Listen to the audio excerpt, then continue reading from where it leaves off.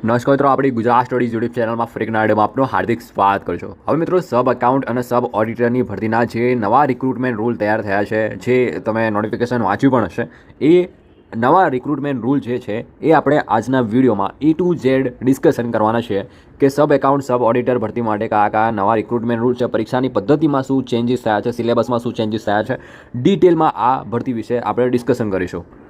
તો પ્લીઝ વિડીયોને લાસ્ટ સુધી સ્કીપ કર્યા આગળ જોજો એન્ડ આવા જ પ્રકારના સરકારી ભરતીના અપડેટ આપણી ચેનલ પર તમને જોવા મળતા રહેશે. તો ચેનલને સબસ્ક્રાઇબ ના કરી હોય તો મિત્રો ચેનલને સબસ્ક્રાઇબ કરી રાખજો, જેથી કરીને આવનારી દરેક ભરતીની અપડેટ તમને મળતી રહે. તો વધુ ટાઈમ કર્યા આગળ વિડીયોને સ્ટાર્ટ કરીએ. હવે મિત્રો, આ સ્ક્રીન ઉપર તમે જોઈ શકો કે આ જે નોટિફિકેશન છે એ 30 સપ્ટેમ્બરનું નવા રિક્રુટમેન્ટ રૂલ બાબતે છે, જે અત્યારે હાલ સોશિયલ મીડિયામાં ઘણું વાયરલ થયું છે. સબ એકાઉન્ટ અને સબ ઓડિટર ભરતી બાબતે છે નવા રિક્રુટમેન્ટ રૂલ.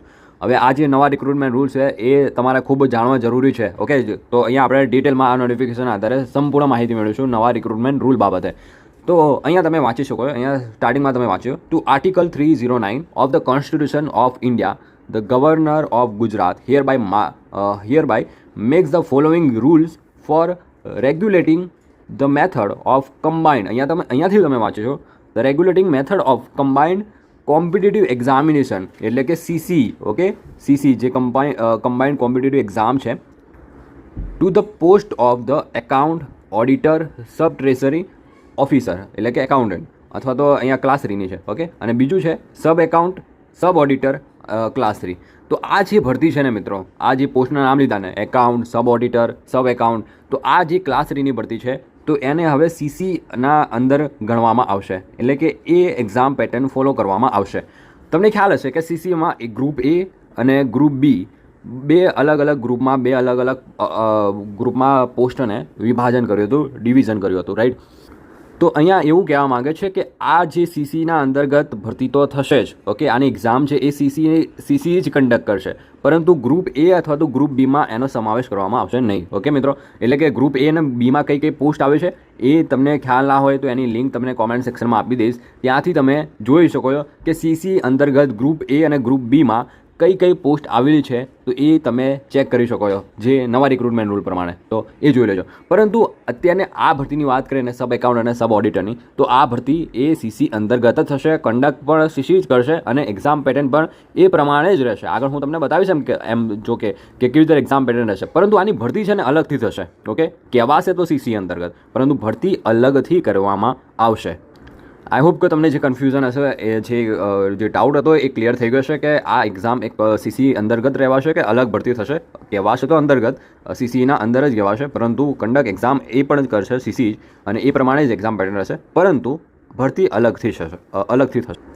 હવે અહીંયા તમે જોઈ શકો મોડ ઓફ એક્ઝામિનેશન, કે આમાં એક્ઝામિનેશન એટલે કે આમાં એક્ઝામ કેવી રીતે લેવામાં આવશે.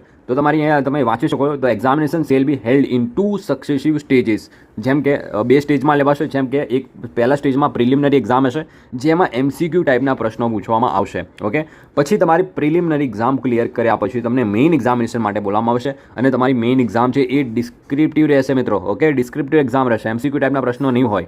ઓકે, તો ખાસ કરીને એ વાત ધ્યાનમાં રાખજો કે સુપર ક્લાસ 3ની પોસ્ટ છે, હવે આ જે સુપર ક્લાસ 3ની ભરતી છે એ ડિસ્ક્રિપ્ટિવ અંતર્ગત લેવામાં આવશે, એટલે કે મેઇન એક્ઝામ રહેશે, એમાં MCQ નહીં હોય. ઓકે, બીજો એક પ્રશ્ન તમને થતો હશે કે પ્રિલિમિનરી એક્ઝામ ક્લિયર કર્યા પછી કોને મેઇન એક્ઝામ માટે બોલાવવામાં આવશે. તો જે અહીંયા તમે નંબર 3માં વાંચી શકો, the number of candidate cold for the main examination subject to availability shall be 7 times the number of total vacancy show in the advertisement. એટલે કે મિત્રો કે જે ભરતી છે, જેટલી ભરતી થશે ને મિત્રો, એના 7 ગણા ઉમેદવારને મેઇન એક્ઝામ માટે બોલાવવામાં આવશે. માની લો, એક્ઝામ્પલ તરીકે માની લો કે આ જે નવી ભરતી આવવાની છે સબ એકાઉન્ટ અને સબ ઓડિટરની, તો એની ભરતી આવી છે, માની લો કે 100 વેકેન્સી આવેલી છે. ઓકે, 100 વેકેન્સી માની લો. ઓકે, તો હવે આના 7 ગુણા ઉમેદવારને મેઇન એક્ઝામ માટે બોલાવવામાં આવશે, એટલે કે 7 ગુણા ઉમેદવારને જ પ્રિલિમિનરી એક્ઝામમાં પાસ કરવામાં આવશે, ક્વોલિફાય કરવામાં આવશે. તો આના 7 ગણા તમે સમજી શકો કે 700 ઉમેદવાર જ મેઇન એક્ઝામ માટે બોલાવવામાં આવશે. આ એક્ઝામ્પલ તરીકે કહું છું, જેટલી પણ વેકેન્સી આવે એના 7 ગણા ઉમેદવાર મેઇન એક્ઝામમાં આવશે બોલાવવામાં. હવે ત્યાર પછી આપણે વાત કરીએ કે એજ લિમિટ કેટલી રહેશે. તો એજ લિમિટની વાત કરીએ ને મિત્રો, અહીંયા તમે જોઈ શકો કે તમારી ઉંમર છે ને મિનિમમ ઓછામાં ઓછી તમારી ઉંમર છે એ 20 વર્ષ કમ્પ્લીટ હોવા જોઈશે. ઓકે, 20 વર્ષ કમ્પ્લીટ હોવા જોઈએ. મેક્સિમમ ઉંમર અહીંયા મેન્શન નથી કરેલી. ઓકે, પરંતુ જે તમને સરકારના નિયમ છે SC ST OBC જે કેન્ડિડેટને જે સરકારી લાભ મળતા હોય છે, ઉંમરમાં છૂટછાટના જે લાભ મળતા હોય છે કેટેગરી પ્રમાણે, એ તમને મળશે. ઓકે, તો અહીંયા મિનિમમ તમારી ઉંમર 20 વર્ષ કમ્પ્લીટ હોવી જોઈશે. ત્યાર પછી એજ્યુકેશન ક્વોલિફિકેશનની વાત કરીએ કે શૈક્ષણિક લાયકાત શું માંગેલી છે. તો અહીંયા તમે જોઈ શકો કે શૈક્ષણિક લાયકાતની વાત કરું ને મિત્રો, આ જે ભરતી છે સબ એકાઉન્ટ સબ ઓડિટરની ભરતી છે. ઓકે, તો આમાં એજ્યુકેશન ક્વોલિફિકેશન પણ એ જ પ્રમાણે માંગશે. જેમ કે બીકોમ છે, રાઈટ. તો જે લોકોએ બીકોમ કરેલું છે એ લોકો તો ઇલિજિબલ રહેશે જ, ફોર્મ ભરી શકશે. પરંતુ આમાં કોઈ પણ ગ્રેજ્યુએટ ફોર્મ નહીં ભરી શકે. જે ફાઇનાન્સના સંબંધિત તમે ગ્રેજ્યુએશનનું ધરાવતા હોય ફાઇનાન્સ સંબંધિત સબ્જેક્ટ સાથે, તો તમે આનું ઇલિજિબલ રહેશો ફોર્મ ભરવા માટે. બાકી કોઈ પણ ગ્રેજ્યુએટ આનું ફોર્મ નહીં ભરી શકે. હવે ઘણા બધાના લોકોને એ પણ પ્રશ્ન હશે કે વેઇટિંગ લિસ્ટ રાખવામાં આવશે કે નહીં રાખવામાં આવે. તો અહીંયા તમે જોઈ શકો ઓલમોસ્ટ સ્પષ્ટ ઉપર અહીંયા તમે વાંચી શકો કે there shall be no waiting list in the post remain vacant. Okay, એટલે કે અહીંયા કોઈ પણ તમને જોવા નહીં મળે વેઇટિંગ લિસ્ટ. ઓકે, ખાસ કરીને અહીંયા તમે જોઈ શકો વાંચી. હવે આપણે સમજીશું કે નવી પરીક્ષા પદ્ધતિ શું છે, નવો એક્ઝામ પેટર્ન સિલેબસ શું છે, એ આપણે ડિટેલમાં સમજીશું કે આ જે નવા રિક્રુટમેન્ટ રૂલ પ્રમાણે જે CC કન્ડક્ટ કરવાનું છે એક્ઝામ. ઓકે, તો એ પ્રમાણે કેવી રીતે એક્ઝામ હશે એ આપણે જોઈશું. તો અહીંયા સ્ક્રીન ઉપર તમે જોઈ શકો કે મેં આગળ તમને સૌથી પહેલાં કીધું એ પ્રમાણે કે તમારી એક્ઝામ છે ને 2 સ્ટેજમાં કન્ડક્ટ કરવામાં આવશે. એક પહેલા સ્ટેજમાં તમારી પ્રિલિમિનરી એક્ઝામ હશે અને બીજા સ્ટેજમાં તમારી મેઇન એક્ઝામ હશે ડિસ્ક્રિપ્ટિવ. હવે જે પ્રિલિમિનરી એક્ઝામ છે એ તો તમને ખ્યાલ છે કે MCQ ટાઈપની એક્ઝામ હશે અને આ MCQ ટાઈપની એક્ઝામમાં એક જ પેપર હશે. આ MCQ ટાઈપની એક્ઝામમાં તમે 150 ક્વેશ્ચન જોવા મળશે 150 માર્ક્સમાં મિત્રો. અહીંયા તમને સમય પણ 2 કલાકનો તમને સમય આપવામાં આવશે. જે આ સબ્જેક્ટ હશે એ જનરલ સ્ટડીઝનું એક પેપર હશે, 150 150 ગુણનું એક પેપર હશે. હવે આ જનરલ સ્ટડીઝનો ડિટેલમાં તમને સિલેબસ બતાવી રહ્યો છું કે આ જનરલ સ્ટડીઝમાં 150 માર્ક્સનું ક્યાંથી કયા વિષયમાંથી પૂછે એ આપણે જોઈએ. અહીંયા તમે જોઈ શકો કે સબ એકાઉન્ટ અને એકાઉન્ટ માટે જે પ્રિલિમિનરી એક્ઝામનો સિલેબસ છે અહીંયા આપેલો છે કે જનરલ સ્ટડી છે. તો જનરલ સ્ટડીઝનો ડિટેલ સિલેબસ અહીંયા તમે જોઈ શકો કે 20 માર્ક્સમાં શું પૂછાય. તો 20 માર્ક્સમાં હિસ્ટ્રી ઓફ ગુજરાતનું હિસ્ટ્રી છે, ગુજરાતનું જિયોગ્રાફી છે, એન્વાયરમેન્ટ છે, પછી state and national level current affair છે, ઇન્ડિયન કોન્સ્ટિટ્યુશન બંધારણ છે, સાયન્સ એન્ડ ટેકનોલોજી છે, પછી ગવર્મેન્ટની સ્કીમ છે, યોજનાઓ છે, ડિઝાસ્ટર મેનેજમેન્ટના સંબંધિત પ્રશ્નો પૂછાશે, પછી સ્પોર્ટ છે, ઇન્ફોર્મેશન છે એન્ડ કોમ્યુનિકેશન ટેકનોલોજી સંબંધિત પ્રશ્નો પૂછાશે. તો આ બધામાંથી 20 માર્ક્સનું તમને પૂછવામાં આવશે. ઓકે મિત્રો, ત્યાર પછી 10 માર્ક્સનું જનરલ મેન્ટલ એબિલિટી એટલે કે મેથ્સ અને રિઝનિંગના સંબંધિત પ્રશ્નો પૂછાશે. તો 10 માર્ક્સમાં. પછી એના સિવાય તમે ડિટેલમાં સિલેબસ જોઈ શકો છો. આ જે નોટિફિકેશનની PDF છે એ હું આપણી ટેલિગ્રામ ગુજરાત સ્ટડીઝ ટેલિગ્રામમાં મૂકી દઈશ. ત્યાંથી તમે આ નોટિફિકેશન સિલેબસ જોઈ શકો છો. ઓકે મિત્રો, તો ટેલિગ્રામની લિંક તમને કોમેન્ટ સેક્શનમાં આપી દઈશ. ત્યાંથી તમે ડાયરેક્ટલી આપણા ટેલિગ્રામ ગ્રુપમાં જોડાઈ શકો છો. ત્યાર પછી ગુજરાતી વ્યાકરણ પર તમને પૂછવામાં આવશે. 10 માર્ક્સનું ગુજરાતી વ્યાકરણ છે. 10 માર્ક્સમાં ઇંગ્લિશ ગ્રામર પૂછવામાં આવશે. પછી સ્ટેટિસ્ટિક એન્ડ મેથેમેટિક્સના સંબંધિત 10 માર્ક્સમાં પ્રશ્ન પૂછાશે. પછી એના સિવાય અહીંયા તમે જોઈ શકો ઇકોનોમિક્સ એન્ડ ફાઇનાન્શિયલ એડમિનિસ્ટ્રેટિવના પણ 10 પ્રશ્નો પૂછવામાં આવશે. ઓકે, પછી મેનેજમેન્ટ એન્ડ ઇન્ટરનેશનલ બિઝનેસ છે એનાથી પણ 10 પ્રશ્નો પૂછવામાં આવશે. તો આ હતું તમારે અહીંયા તમે જોઈ શકો પબ્લિક એડમિનિસ્ટ્રેશનમાંથી 10 પ્રશ્નો પૂછાશે. એના સિવાય ફાઇનાન્શિયલ એકાઉન્ટમાંથી 10 પ્રશ્નો છે. પછી income tax act and goods and service tax એટલે કે ઇન્કમ ટેક્સ એક્ટ છે અને GST ટેક્સ છે એના સંબંધિત 10 પ્રશ્નો પૂછવામાં આવશે. પછી કોસ્ટ એન્ડ મેનેજમેન્ટ એકાઉન્ટ છે એનાથી પણ 10 પ્રશ્નો પૂછાશે. જે અહીંયા તમે ડિટેલમાં સિલેબસ જોઈ શકો. ઓડિટિંગ છે, પછી કંપની ઓડિટિંગ છે, દરેકમાંથી 10 પ્રશ્નો પૂછવામાં આવશે. એમ કરીને ટોટલ 150 ગુણની આ એક્ઝામ રહેશે. હવે તમને પ્રશ્ન થાય કે કંપની ઓડિટમાંથી કેવા પ્રશ્નો પૂછાય, ક્યાંથી પૂછાય છે. તો અહીંયા તમે જોઈ શકો company audit and relating provision of companies act છે એટલે કે તમારે સિમ્પલી કંપનીઝ એક્ટ કરી લેવાનું છે 2013. ઓકે, તો એ પ્રમાણે અહીંયા ડિટેલમાં સિલેબસ આપેલો છે કે શું કરવાનું છે. અહીંયા જે ટોપિક મેન્શન કરેલા છે ને એટલું જ કરવાનું છે, એની બહાર કંઈ કરવાનું નથી. ઓકે, તો આ પ્રમાણે તમારી પ્રિલિમિનરી એક્ઝામ હશે. 150 માર્ક્સની MCQ ટાઈપના પ્રશ્નો રહેશે. 2 કલાક તમને સમય મળશે. ત્યાર પછી 7 ગણા ઉમેદવારને મેઇન એક્ઝામ માટે બોલાવવામાં આવશે. હવે મેઇન એક્ઝામ કેવી રીતની હશે એ આપણે જોઈએ. બીજું ખાસ યાદ રાખજો કે અહીંયા નેગેટિવ માર્ક સિસ્ટમ પણ રાખવામાં આવેલી છે. 0.25ની એટલે કે 1/4ની નેગેટિવ માર્ક સિસ્ટમ તમને જોવા મળશે. એટલે કે 4 ખોટા પડે છે તો 1 માર્ક્સ તમારો જશે. 4 ખોટા પડે છે તો 1 માર્ક્સ તમારો કપાશે. તો એ પણ ખાસ ધ્યાનમાં રાખવાનું. નેગેટિવ માર્ક સિસ્ટમ પણ છે.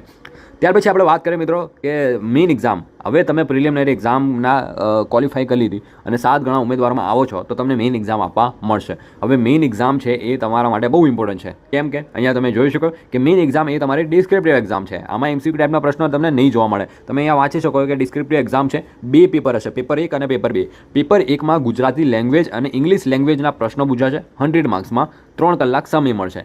બીજું પેપર હશે તમારું ડિસ્ક્રિપ્ટિવ ટાઈપનું જ પેપર હશે. એ જ દિવસે હશે એકાઉન્ટન્સી અને ઓડિટિંગનું. ઓકે, એ પણ તમને 100 માર્ક્સનું રહેશે. એકાઉન્ટન્સી અને ઓડિટિંગનું એ પણ 3 કલાકનો સમય હશે. બંને પેપર એક જ દિવસે લેવામાં આવશે.